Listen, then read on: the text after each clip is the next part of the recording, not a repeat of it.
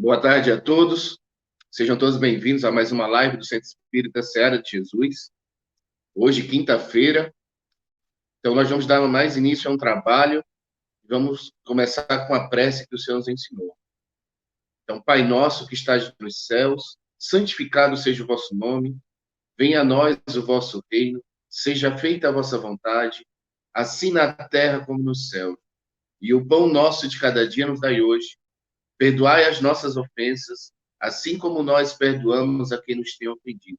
E não nos deixeis cair em tentação, e nos livrai de todos os males. Em nome de Deus, de Jesus, de Oswaldo Melo, mentor da nossa Seara, damos por abertos os estudos da tarde de hoje. Na primeira parte, nós vamos estudar o livro Fonte Viva. É uma mensagem do Emmanuel, psicografia do Chico Xavier, e tem como título União Fraternal. É a lição número 49. Tá? Então, o Emmanuel, pegando a mensagem do Paulo, que está no Evangelho, e Paulo diz o seguinte: procurando guardar a unidade do Espírito pelo vínculo da paz. Aí Emmanuel traz a sua mensagem. À frente de teus olhos, 1000 caminhos se descerram, cada vez que te lembras de fixar a vanguarda distante. São milhões de sendas que imaginam a tua. Não ouvires a estrada que te é própria e avança destemeroso. Estimariais, talvez, que todas as rotas se subordinassem à tua resposta, à união, como se os demais viajores da vida devessem gravitar ao redor de teus passos. Une-te aos outros, sem exigir que os outros se unam a ti. Procura o que seja útil e belo, santo e sublime, e segue adiante. A nascente busca e procura o rio, e o rio liga-se ao mar. Não nos esqueçamos de que a unidade espiritual é serviço básico da paz. Observas o irmão que se devota às crianças. Repara o companheiro que se dispôs a ajudar os doentes. Identificas o cuidado daquele que se fez amigo dos velhos e dos jovens. Assinalas o esforço de quem se consagrou ao aprimoramento do solo ou à educação dos animais. Aprecias o serviço daquele que se converteu em doutrinador na extensão do bem. Honra cada um deles com teu gesto de compreensão e serenidade, convencido que só pelas raízes do entendimento pode sustentar-se a árvore da união fraterna que todos ambicionamos, robusta e farta. Não admitas que os outros estejam enxergando a vida através de teus olhos. A evolução é escada infinita, cada qual abrange a paisagem de acordo com o degrau em que se coloca. Aproxima-te a cada servidor do bem, oferecendo-lhe o melhor que puderes, e ele te responderá com a sua melhor parte. A guerra é sempre o fruto venenoso da violência. Contenda estéril é resultado da imposição. A união fraternal é o sonho sublime da alma. Entretanto, não se realizará sem que nos respeitemos uns aos outros, cultivando a harmonia à face do ambiente que fomos chamados a servir. Somente alcançaremos a semelhante realização procurando guardar a unidade do espírito pelo vínculo da paz. Assim seja. Essa é a mensagem do Emmanuel. Agora a gente vai comentar um pouco para que a gente possa ter mais clara ainda essa mensagem do Emmanuel, que ele busca a nossa reflexão sobre o nosso caminhar na Terra. Quem somos nós? O que nós queremos da nossa vida? Porque ele deixa claro no início o seguinte: à frente de teus olhos, 1000 caminhos. Então, há muitas pessoas que entram na Terra, na sua encarnação, aparecem 1000 possibilidades de caminhar, né? Objetivos de vida, e as pessoas acabam se perdendo, porque como são pessoas extremamente materialistas, ainda não tão próximos do entendimento espiritual, muitas vezes as escolhas de objetivos de vida, objetivos de relacionamento, estão muito apegadas aos seus desejos materiais. Por isso nós enfrentamos tantas frustrações na vida. São tantas pessoas enfrentando dores, angústias, medo, porque as escolhas que nós fazemos, os vínculos, eles são muito materialistas. Os nossos resultados estão vinculados muito no que vai acontecer aqui e agora. E aí ele nos lembra, né? São milhões de sendas que imaginam a tua. Não ouvires a estrada que te é própria e avança destemeroso. Então, aqui, ele está dizendo para a gente que em determinados momentos da nossa vida, nós vamos traçar os nossos objetivos e devemos caminhar sem medo. Sem medo. Só que muitas vezes lá na frente nós vamos quebrar a nossa cara, nós vamos perceber que tomamos decisões erradas, mas precisamos de humildade para nos levantar e recomeçar. Não é? Porque você esperar que você reencarna um espírito imperfeito, sem conhecimentos espirituais, vai acertar todas, é praticamente impossível. Então, errar as escolhas que a gente faz na vida é natural. Errar várias vezes é natural. Agora, se nesse período eu não estiver buscando situações e conhecimentos para fazer as melhores escolhas, com certeza, em um determinado momento, eu vou me desesperar. Porque são tantas escolhas erradas, são tantos sofrimentos que nós passamos na Terra, que nós nos viramos contra nós mesmos. Porque, às vezes, em determinados momentos da vida, é muito mais fácil você acusar os outros, você acusar a vida. Né? Dificilmente a gente vai nos acusar. Ah, eu que fui burro, eu que errei, eu que fiz a escolha. O nosso orgulho, o nosso egoísmo, sempre vai transmitindo os resultados negativos para o externo. Só que a partir do momento que a gente começa a se cansar, começa a autopunição. E aí, se você não está equilibrado, muitas vezes o desespero vai fazer parte. Porque você vai tendo consciência que as escolhas erradas foram suas. E você não tem condições de sair dali, a angústia, o medo, o desespero vai tomando conta. Por isso que ele diz: estimarás talvez que todas as rotas subordinassem a tua e reportaste a união, como se os demais viajores da vida devessem gravitar ao redor dos teus passos. Então ele está falando basicamente do egoísmo. Então nós acreditamos que nas nossas escolhas, principalmente em família, a gente quer que todo mundo caminhe do nosso jeito, que entendam a nossa posição e sigam a gente também. Mas aí vem a grande dificuldade, que é a convivência.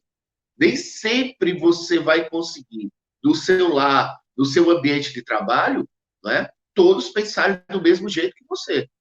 Então, se você for uma pessoa extremamente egoísta, orgulhosa, você vai querer impor o seu caminho. E aí, quando você quer impor o seu caminho, os conflitos começam.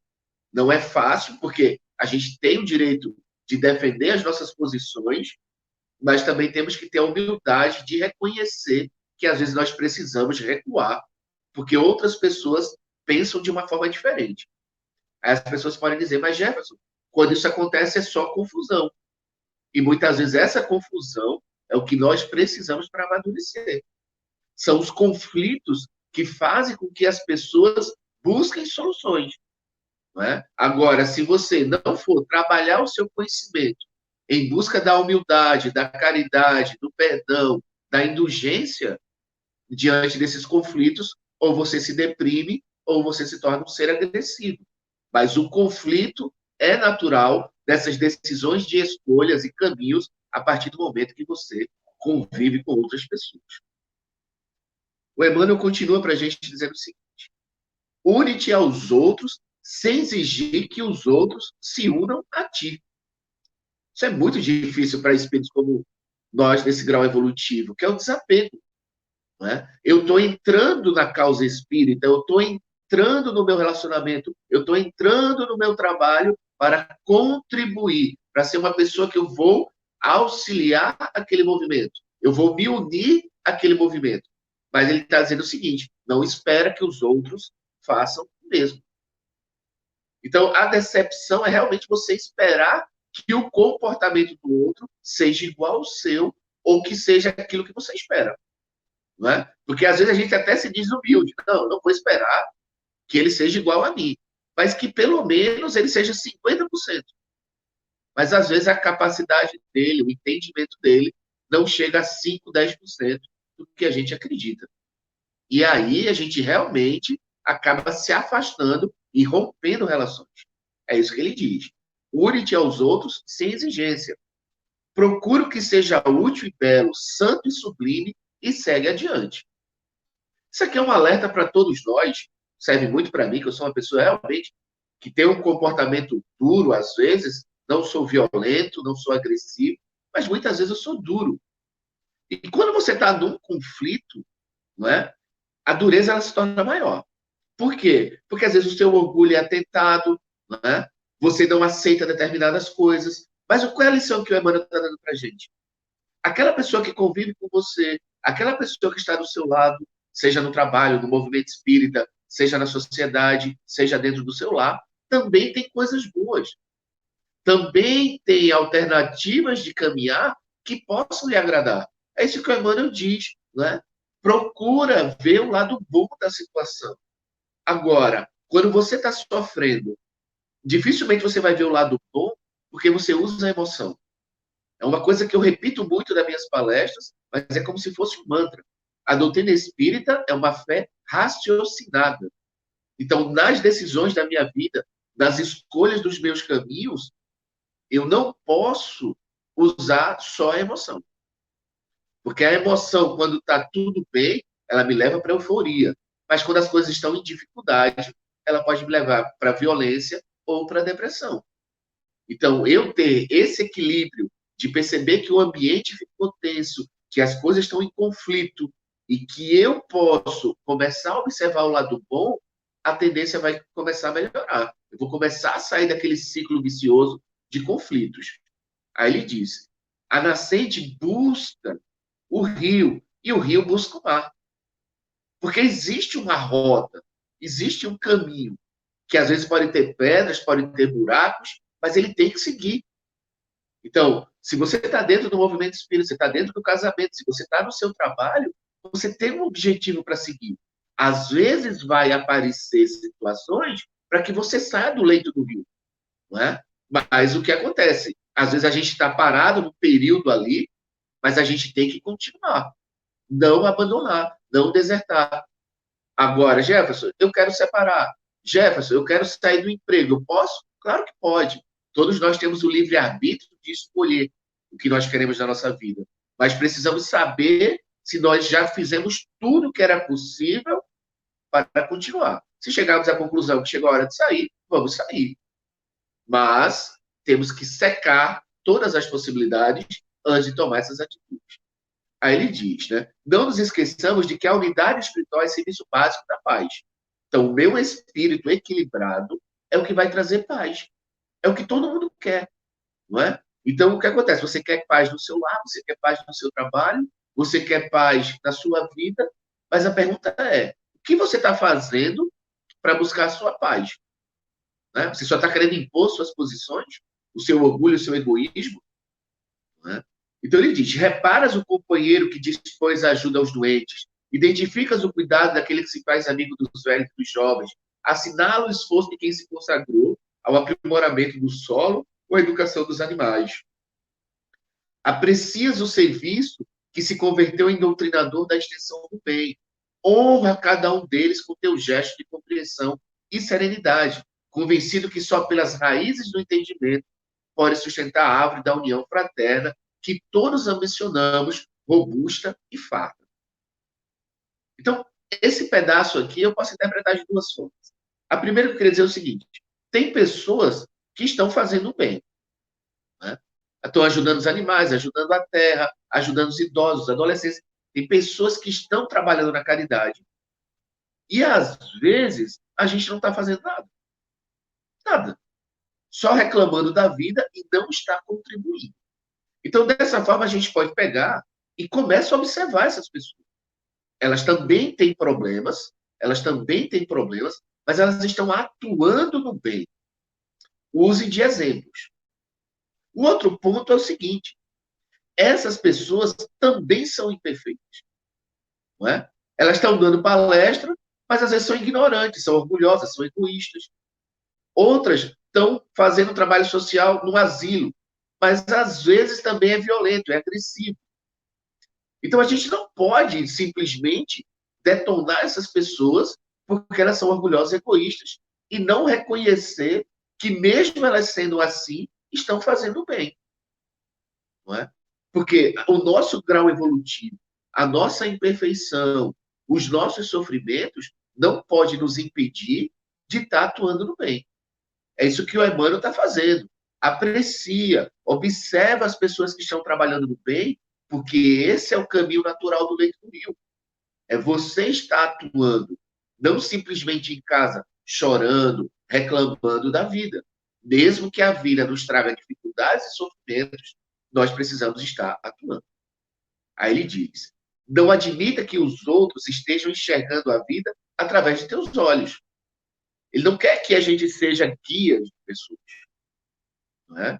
Esses dias eu estava conversando com uma amiga minha e ela queria soluções. Eu disse: olha, nem eu, nem a doutrina, nem Jesus, nem Deus vai te dar as soluções. Vai te dar caminhos, porque as soluções têm que ser conquistadas por você. Nós é que devemos ter. Então, não existe esses milagres de pedir a Deus que resolva os nossos problemas. Somos nós. Então, ele diz: não admita que os outros estejam enxergando a vida através dos teus olhos. Então, nós não somos essas pessoas que vamos resolver os problemas dos outros, que vão nos seguir como exemplo de retidão. Nós temos que ser exemplo, como diz o Kardec, de esforços. Esforços em nos melhorarmos. Mas quando a gente, às vezes, se coloca numa posição de guia da família, de guia de trabalhadores, de orientadores espirituais, nós esquecemos das nossas imperfeições e caímos, muitas vezes, no ridículo. Então, é o que ele está dizendo. Não admitas que o outro viva pelos teus olhos. Não é? Que a gente possa contribuir para que os outros percebam a vida pelos olhos deles mesmos. A evolução é escada infinita. Cada qual abrange a paisagem de acordo com o degrau em que se coloca. Então, é isso que a gente tem que entender. Cada pessoa está num grau evolutivo. Você está num, eu estou no outro. Então, esse grau evolutivo vai fazer com que a gente tome as nossas escolhas. Por isso que nós não podemos nos desesperar pelas escolhas dos outros. E aí eu lembro uma frase do Emmanuel, eu também repito muito ela, que ele diz no livro chamado Atenção. O Emmanuel diz: façamos tudo pelas crianças, tudo que a gente pode, mas que a gente nunca se desespere pela atitude dos adultos. Os adultos fazem o que eles querem. Então, cada um tem o direito de fazer o que ele quer, mesmo que isso me desagrade. Então, ele faz o que ele quer e eu tenho que tomar conta da minha vida. Eu que tenho que saber gerenciar a minha vida. Então, quando as pessoas entram sofrendo pelo que os outros estão fazendo, realmente os outros podem estar fazendo coisas que machucam. Mas quem tem que gerenciar a vida e sair desse sofrimento é a pessoa que está passando pela dor. Então, somos nós que temos que nos levantar diante das atitudes que os outros tomam contra nós. Não é? A gente não pode esperar viver na Terra acreditando que as pessoas, mesmo que nos amem, a todo momento vão estar só nos agradando. Isso é viver numa ilusão. Isso não pode acontecer. E ele encerra dizendo para a gente o seguinte: aproxima-te de cada servidor do bem, oferecendo-lhe o melhor que puderes, e ele te responderá com a sua melhor parte. Então, a partir do momento que você doa o seu melhor, a tendência é voltar o melhor para você. Se não voltar o melhor, suporte. Mas se você manda pancada, a tendência é voltar pancada. Se alguém manda amor, você tem que mandar amor. Então, o que depende é o que sai de você. Não é? Então, ele diz: aproxima-te de cada servidor do bem, oferecendo o melhor que puderes, e ele te responderá com a tua melhor parte. A guerra é sempre o fruto venenoso da violência. A contenda estéril é resultado da imposição. Então, brigas, conflitos, é a imposição do orgulho e do egoísmo. No Espiritismo, eu aprendi o seguinte: conflito dentro de casa espírita é falta de Kardec. Não é? Porque nós discutimos muitas vezes, né, falando de doutrina espírita, por posições espíritas, mas, na verdade, nós colocamos posições individuais. E a gente, às vezes, não vai na obra espírita saber a posição do espiritismo sobre aquela situação. Não é? Aí ele diz: a união fraternal é o sonho sublime da alma. Entretanto, não se realizará sem que nos respeitemos uns aos outros, cultivando a harmonia. Então, mais uma vez, é a ciência da convivência. A partir do momento que eu me tornar uma pessoa mais humilde, mais caridosa, mais indulgente e combater com verdade as minhas imperfeições, talvez eu já não comece mais a atrapalhar a convivência no ambiente que eu estou. Então, se eu não atrapalho essa convivência, a tendência é a minha vida se tornar melhor. Se as pessoas que estão em volta de continuarem também nesse processo de melhora, aí a gente vai avançar. Por isso que a gente tem muitas dificuldades, seja no movimento, seja na nossa casa, seja na sociedade, porque não é todo mundo que está, de fato, querendo mudar a si mesmo, está querendo mudar os outros. Né? E aí ele termina dizendo o seguinte: somente alcançaremos semelhante realização, procurando guardar a unidade do espírito pelo vínculo da paz. E aí eu gostaria de encerrar com uma frase que eu tenho e que eu me esforço pelo menos. As pessoas perguntam: Jefferson, como é que está a tua vida? Eu digo: olha, eu estou em paz diante dos meus conflitos. Porque a paz é a busca do equilíbrio que eu quero ter. Mas essa paz não vai, de fato, trazer uma paz real, porque eu faço uma vida ainda num planeta de provas e expiações e sou um espírito imperfeito. Então, eu ainda vou passar por conflitos, ainda vou passar por guerras, ainda vou passar por embates, mas eu busco constantemente o meu vínculo com a paz. Nem sempre eu consigo, mas é o que o Kardec diz, é o esforço constante em se tornar uma pessoa melhor. E a gente conseguindo isso, a gente consegue uma união fraternal. Então, que a paz esteja com todos. Até a próxima aula.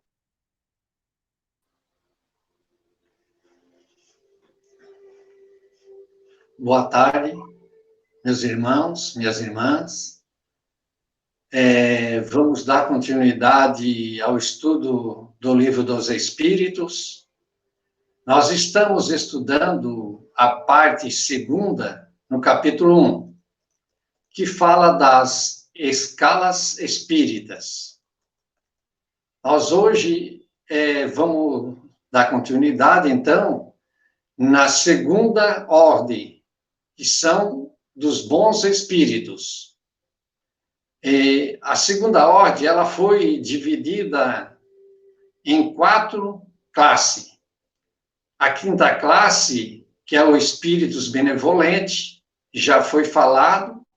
A quarta classe é o espíritos sábios, também já foi falado. Hoje, então, nós vamos falar a terceira classe, que são os espíritos de sabedoria.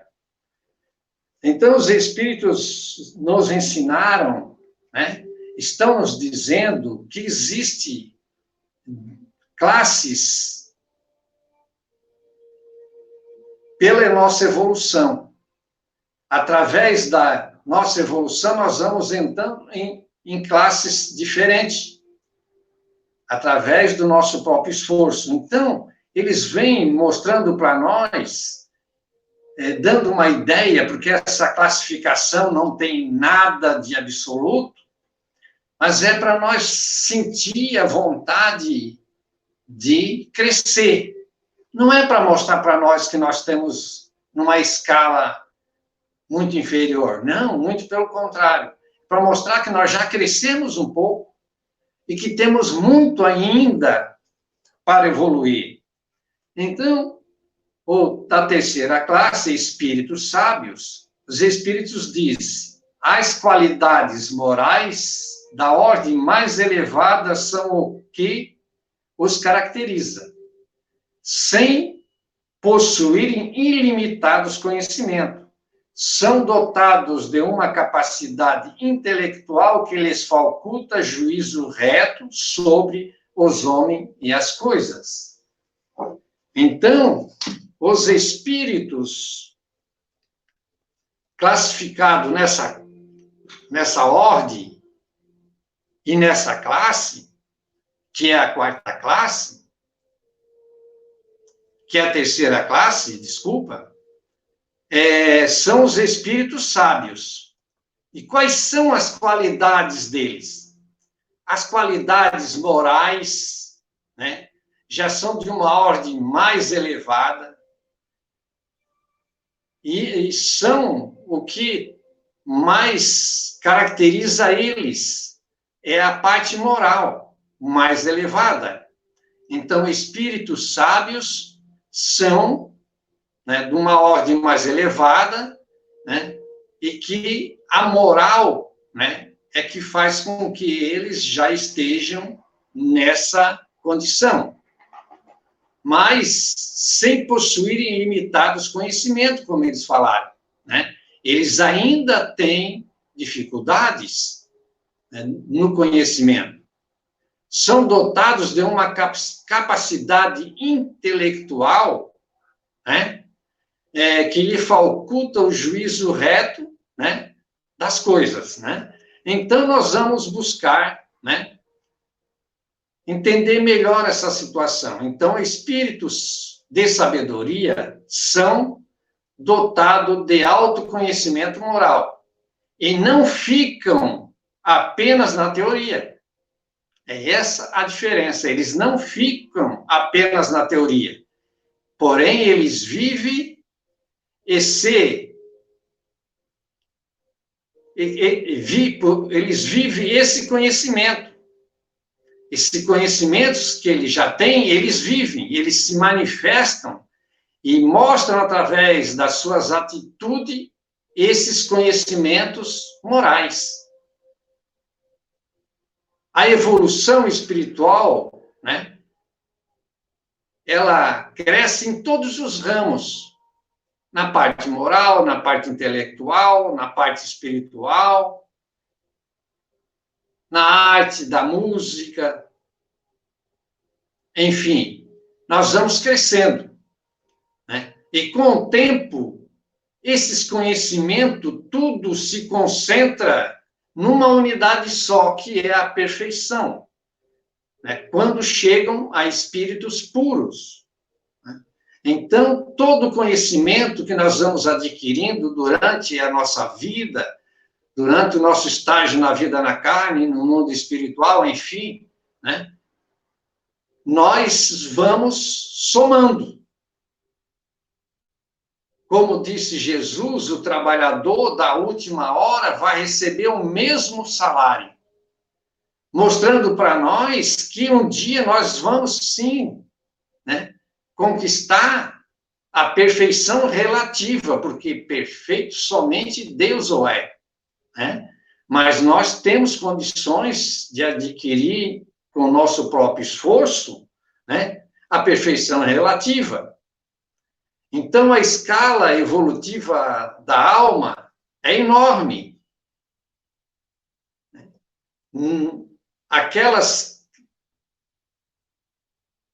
Aqueles espíritos, né, que trabalham com esforço, afinco, né, eles vão se direcionando para a luz da filosofia, mas principalmente pelo trabalho.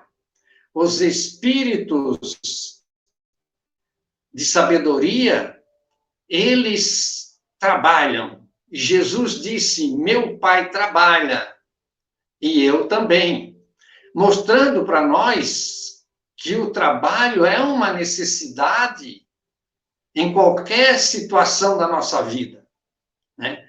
Então, aqueles que nunca, esses espíritos, né, espíritos de sabedoria, eles nunca se esquecem da honestidade. O amor e a caridade é o ponto-chave para esses espíritos. Os espíritos de sabedoria já não têm mais certa ligação com o mundo físico. Eles já se livraram das paixões inferiores. Eles se alimentam de uma força poderosa do seu próprio coração, que é o amor. Então, espíritos de sabedoria já conquistou o amor verdadeiro. E eles, por si só, se alimentam com esta energia. O sentimento de fraternidade por todos os povos, né? E eles lançam sobre nós, aqueles que estamos aqui no corpo físico, né? Sai de dentro deles quando eles se aproximam de nós para nos ajudar, como se fosse uma chuva de bênçãos. Porque eles nos ajudam sem esperar alguma troca. Eles fazem isto, né? Porque eles já aprenderam a amar, independendo das condições nossas. Além do desenvolvimento moral, eles já têm muita capacidade intelectual. E eles desejam que nós, espíritos no corpo humano, também conhecemos essas artes, essas filosofias. Então, eles se empenham para distribuir para nós esses conhecimentos. E eles se usam da caridade e do amor. Esses espíritos, por vezes, visitam a Terra justamente inspirando nós, para que nós tenhamos força, né, para vencer as nossas limitações. Então, eles ajudam nós, inspirando nós a desenvolver o nosso lado moral, fazendo com que, assim, nós também crescemos em outros entendimentos. E esses espíritos de sabedoria, eles já não têm mais necessidade de reencarnar aqui na Terra.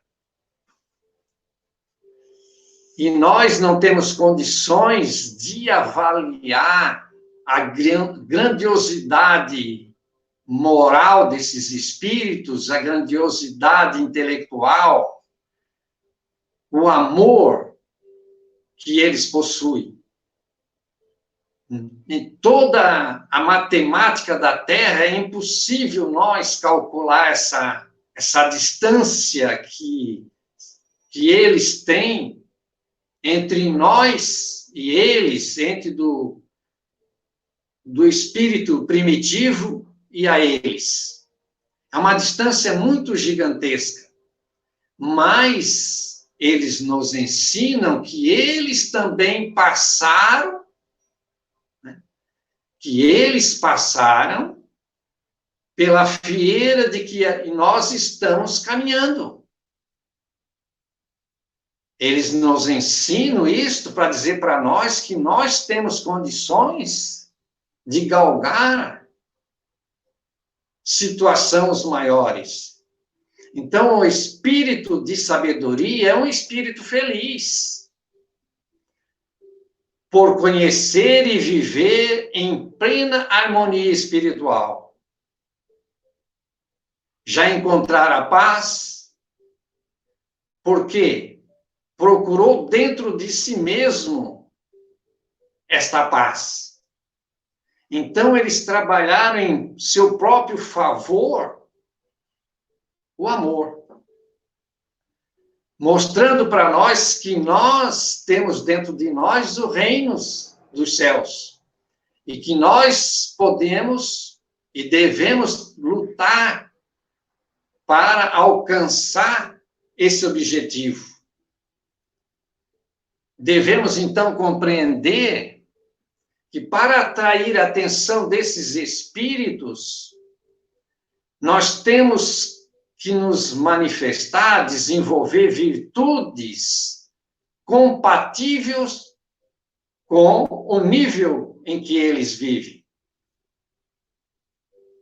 Nós não precisamos adquirir, né, a potência que eles já possuem, mas nós precisamos, pelo menos, desejar e trabalhar com afinco para desenvolver essas virtudes, para que assim, então, eles venham até nós e nos dão energia do amor, porque o amor que eles possuem, a atenção que eles nos dão, é caridade pura, mas é caridade feita com amor. A caridade é como um sol. A caridade que eles possuem, que nós temos que ter esse objetivo, é como um sol que se abre e ilumina toda a terra. Mas para isso nós temos que desenvolver o perdão. Porque o perdão, que é o caminho para nós, o caminho verdadeiro para nós encontrar a fraternidade, a verdadeira fraternidade. Então, os espíritos de sabedoria, eles vêm através de Kardec dizer para nós que nós temos condições de ser a luz, porque nós somos filho da luz, filho de Deus. Então, nós temos que agradecer a esses espíritos de sabedoria que se interessam por nós, que venham até nós e nos abençoe e nos ajude para que nós possamos conhecer a vida maior, que é o amor de Deus. Então, é este o recado que eles vêm trazer para nós. E assim nós vamos passar para a pergunta, o comentário, a 111. Nós não vamos ler ela porque ela é meio extensa. Então, nós vamos falar um pouquinho, né, desse espíritos superiores. Porque esta classe de espíritos já são espíritos superiores, né? Eles pertencem, né, a esta classe, que é a quarta classe.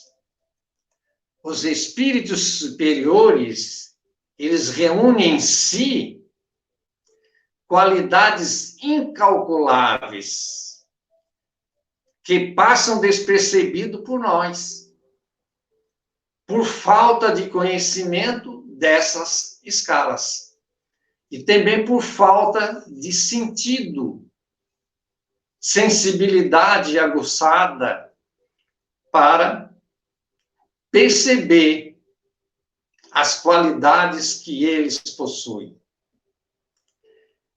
Eles são conhecedores de ciências que a ciência humana ainda desconhece.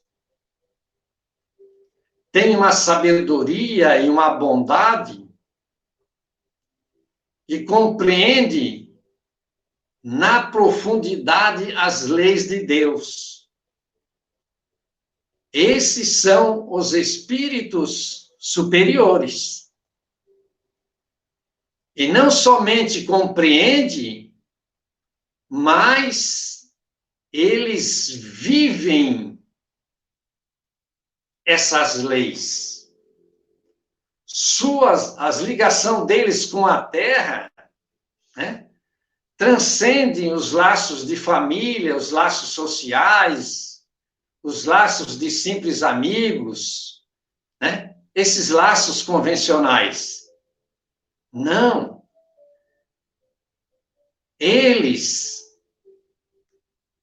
Para eles, a humanidade do planeta são irmãos.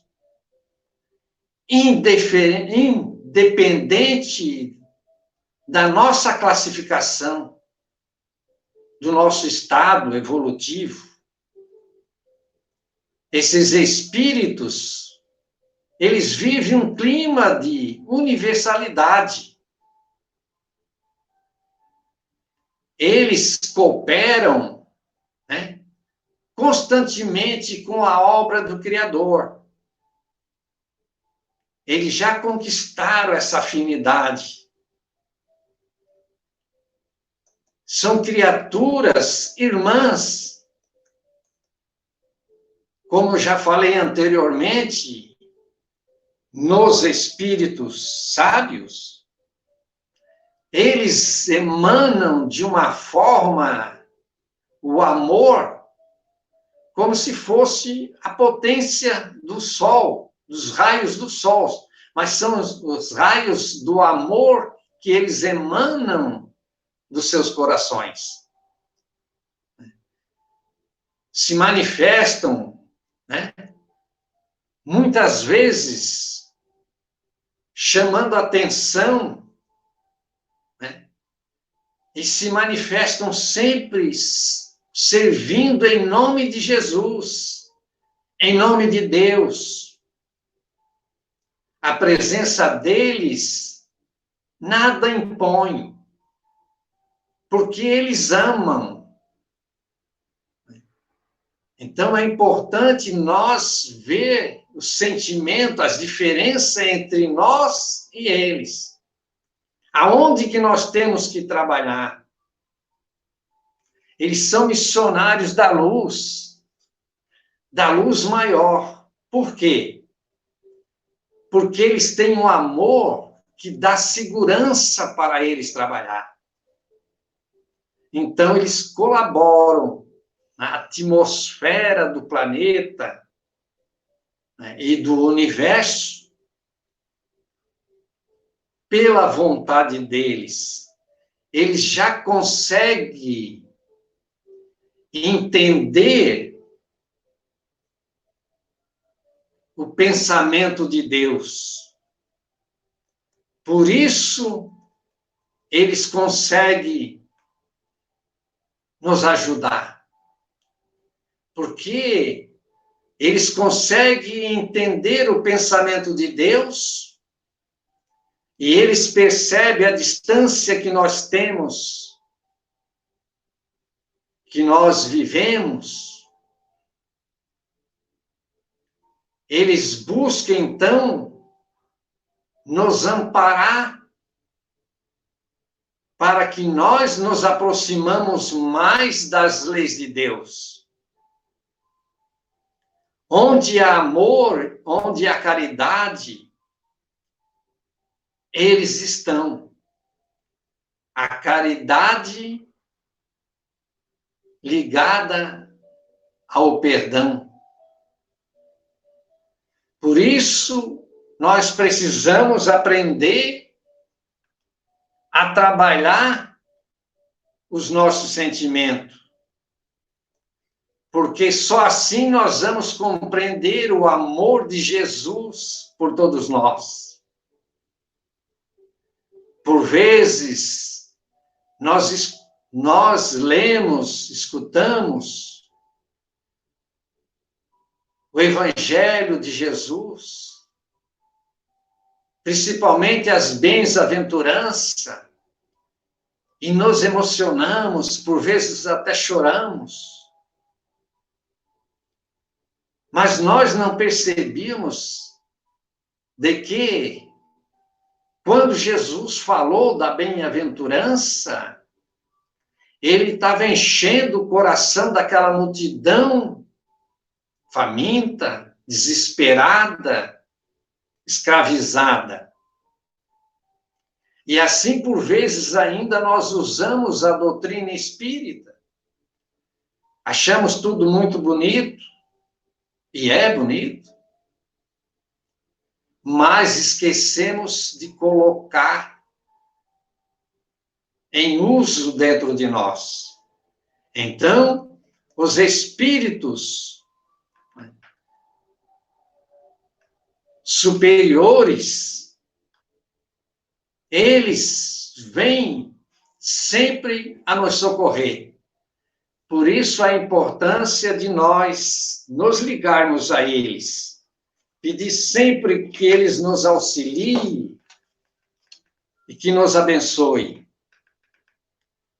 Então vamos, nesse instante, passar para o momento do paz,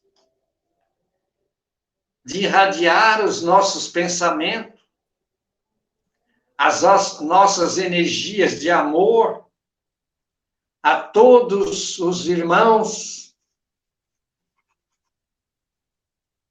nossos irmãos, amigos, médios, trabalhadores da casa, estão nesse momento de pensamento elevado para nos auxiliar nessa irradiação. Por isso, vamos dizer assim: Divino amigo, vem, Senhor, te solicitamos a tua assistência e o teu socorro.